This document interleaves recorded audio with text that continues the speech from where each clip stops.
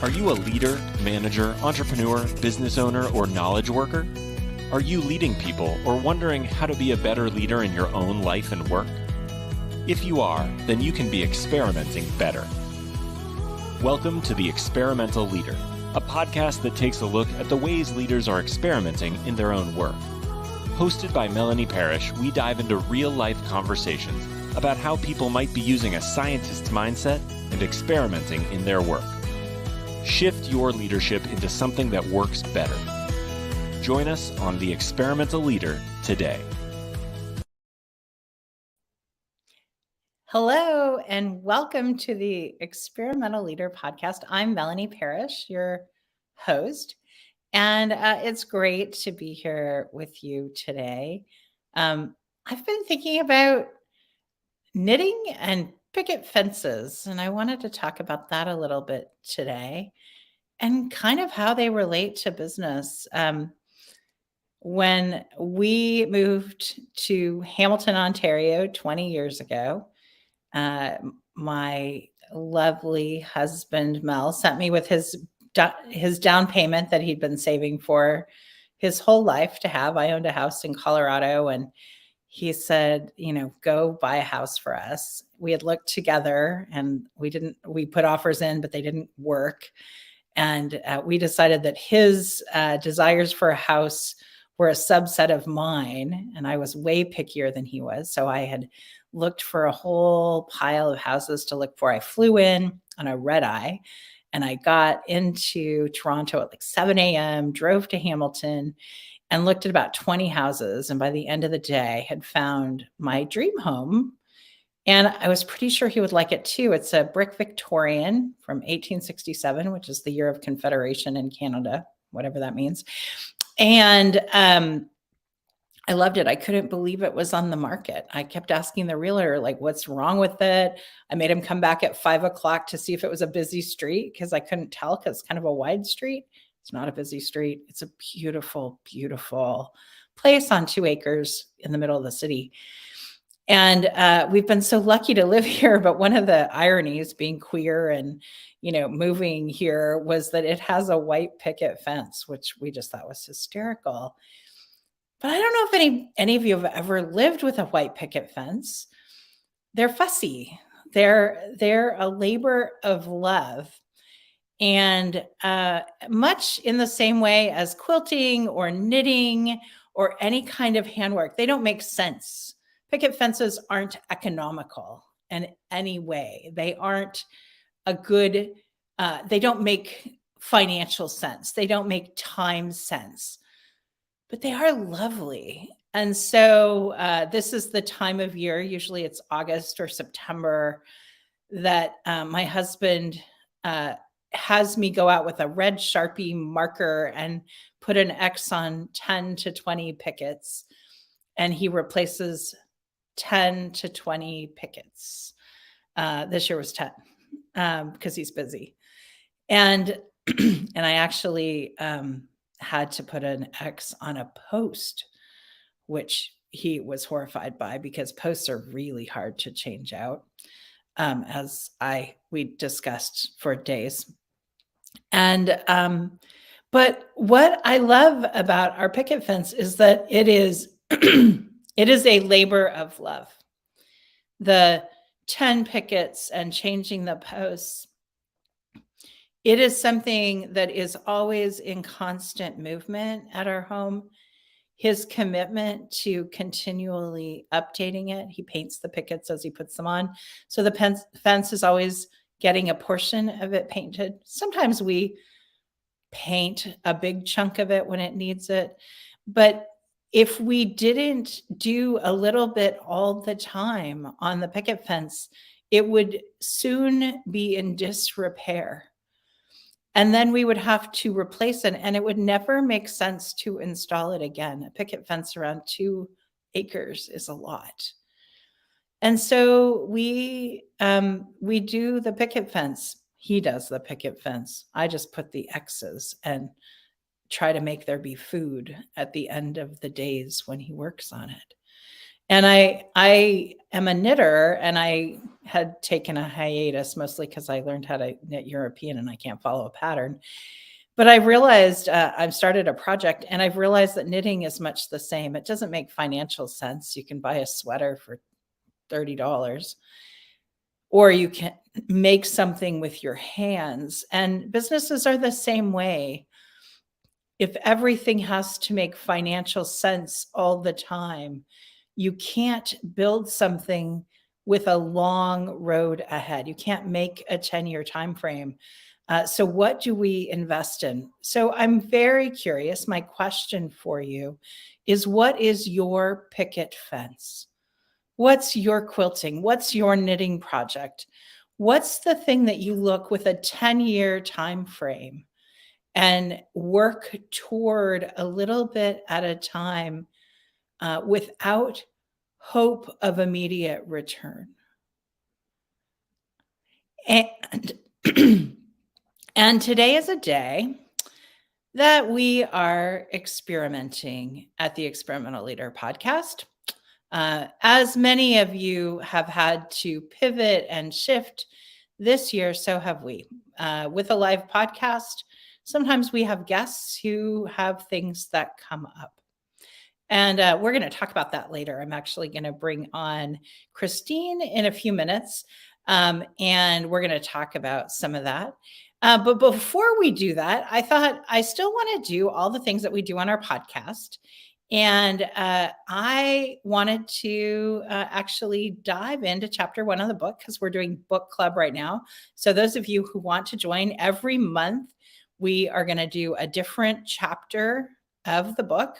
So we did the introduction last month, and now we're doing chapter 1, the climate of innovation. And we're going to talk about each chapter. And so I actually thought, since we have a little time today, I thought I might do a little book reading. It seemed like a fun thing to do, just a little bit on the first part of the chapter. So I'm going to read a little bit of the Experimental Leader book. Here we have it. The Experimental Leader. Be a new kind of boss to cultivate an organization of innovators. In the organizations I work with, in all corners of the globe, I meet smart, committed, driven leaders. But nearly categorically, these leaders aren't quite sure how to lead in today's climate of innovation. They do know, however, that they need to be doing something, and fast, because we live and work in a relentless culture. And they understand that if they're not fostering a culture that creates something new, their organization will become obsolete. For leaders in an already successful organization, creating something new means knowing the marketplace and the competition and looking for ways to leapfrog forward, all while conducting high-quality business as usual. I think this is so interesting to think about, because innovation is so difficult to do as we're doing the thing that we're already doing to generate revenue, to keep the lights on, to try to figure out, the day-to-day, and then somehow we're trying to do something new on the side. So if we're a large company and we have lots of investment funding, then we might have teams that do that. But when we're not so large and we're trying to create a new tomorrow, then we burn the candle at both ends. And it's really hard. So I just wanted to talk about that. I wanted to get into chapter 1 just a little bit. It's one of my favorite chapters because I think the speed of innovation causes leaders all sorts of challenges. It wears us out, which means we have to focus on self-care, and we have to think about that. And I have an amazing person who works in my business. Her name is Christine Rodriguez, and she has agreed to come on, fairly reluctantly, has agreed to come on as my guest today, just so we can have a conversation about what we have to think about in order to do this live podcast. And she's amazing. She is a full-time tech person. And I am super happy to have Christine here. So Christine, Welcome to the show. Thanks, Melanie, for having me. Yeah, it's great to have you here, and thanks for jumping in. I think it's so useful to have a dialogue. Like we've been live now for a year, and it's just so Yes. interesting to try and think about like how do we think about having a live show? What principles do we need to stand on when we have guests, when they cancel, when they have health issues, when they have, when we're living in a global pandemic and we're trying to do a live show? We had a COVID cancellation today, so it was completely legit. Um, and I guess I'm curious, what it's like on your end when you get the email and have to tell me like, "Hey, our guest isn't here." What goes through your mind? Because you're leading a part of this too. To be honest, I feel I just feel relaxed sometimes when we receive that cancellations, because we all know we can, as we have talked, as you have talked about the book, we can innovate something. That this is the good thing about technology right now, and then having streams like you are far from each other, not the person production of live shows or live podcast. So the good thing is that you can innovate, you can you can tweak something since they can't come, and that is also reasonable. We also consider that, because it's a valid reason. And of course, the thing here is that just to innovate, just to calm down, relax, and innovate what you do. Well, and I think it's interesting because, there's a whole bunch of stages you kind of go through, and you watched me go through those because I got to the show before I knew that we didn't have a guest. And I'm thinking about like sort of what I went through because I think these are really normal things. So it's like, oh my gosh, okay. And then, now what? So we have to have a plan. I had 14 minutes to figure out what the plan was. I happened to be a little early today, which was great. And so thinking about that, but it is exactly this thing in chapter 1, that fast pace of innovation. I have 14 minutes. What will we do? And I think it's just really interesting to sort of look at that in real time. So, there's like I even found myself like, oh, can we blame the person? And then I was like looking through my list of, is there anybody who could pop on and be like an emergency guest? And 14 minutes, I think it might be just a little too short for that. Um, except here you are, and we can have that conversation. And then it makes me wonder, like, um, the world has these live platforms, and Yes. then and they're enticing. So I'm curious what you think in terms of social media, or because we go live on Facebook, LinkedIn, Instagram, Twitter, And YouTube. and YouTube. So if we're going live all these places, what do you think the value is of us going live? Like, why is it important that we go live? Okay, so the importance is that the connection we build to our listeners, to our watchers of the stream. It is in that way we can connect to them, we can interact to them in a real time, because we can answer questions to it. You can answer questions to it. They can inquire us anything, because in every week we have different topics to talk about. And also, as of this new season, we have this the integration of the experimental leader book.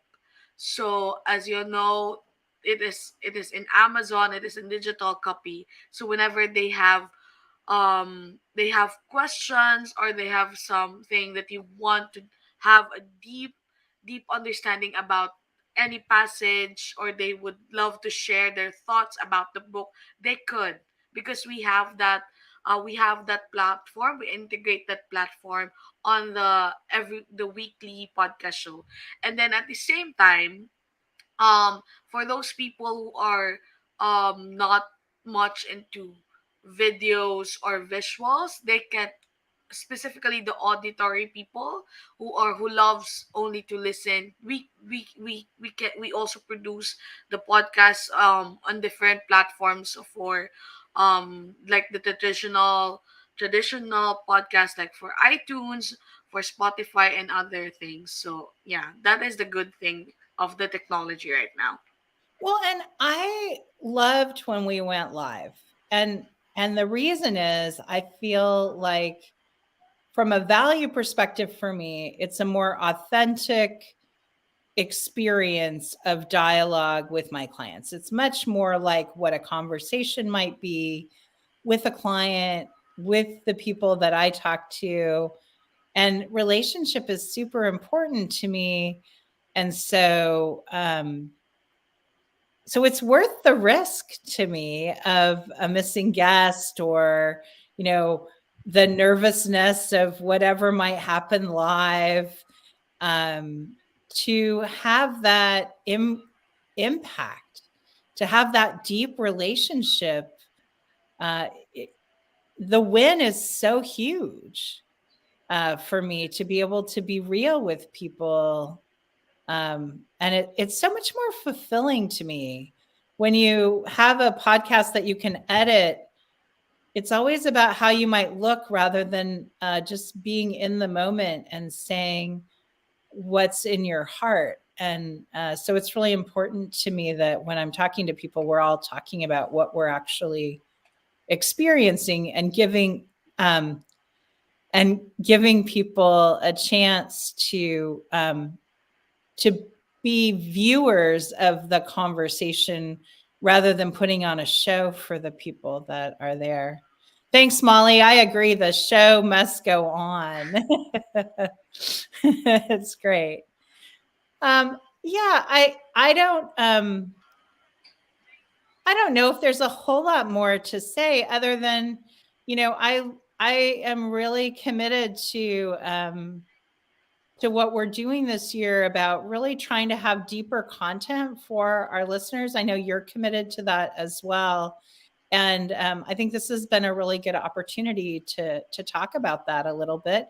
Is there anything else you want to say before we sort of close here? There are having a show, really sometimes there are things that we can't control, but of course, just like Molly, the show must go on. It's like how she said that, and of course there are things that we can control. The only thing that we should do is that we had to calm ourselves down. We had to innovate so that everything will will go well. Well, and I just want to say, Molly books all of our guests on our show and does an amazing job. And Christine does the technical part of our show. So they have, it's fun that I'm getting a chance to make both of you visible today, because you do every bit as much as I do on the show. I get to be the face of the show, which I always find incredibly funny that at 54 years old, I've become the face of a brand. In my middle agedness, it's funny to be the face of a brand. But it is lovely to have you, and thank you for jumping in and just talking about this with me. It's way more fun to have a conversation than for me just to talk about it on my own. So thanks so much, Christine. I really appreciate it. You're welcome, Melanie.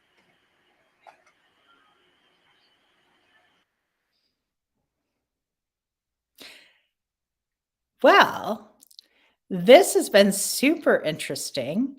And if you want to think more about leadership or any of those things, I'd love to invite you to go to my website, which is melanieparish.com. You can learn about individual coaching. You can learn about our Leadership Essentials program. You can get a copy of the book. And it's interesting to pivot. It's interesting to pivot live. I think anytime things happen in a fast moving world, it's important to take a minute. I took, 5 maybe to think, and Christine watched me think for a while today. and to figure out like, oh, what are the principles I want to stand on? What are my values that I wanted to stand on? And today it was authenticity, like this happened, but also a chance to be in dialogue with you about what's happening in real time. So my challenge to you is, what's your authentic leadership that needs to shine through as things don't always go exactly the way that you want them to? It's been great being here with you today. Go experiment. Thank you for joining us on another episode of The Experimental Leader. We hope you have found value in today's episode, because we're dedicated to helping you become the experimental leader you want to be. To access the show notes or learn more about working with Melanie, visit melanieparish.com. Go experiment.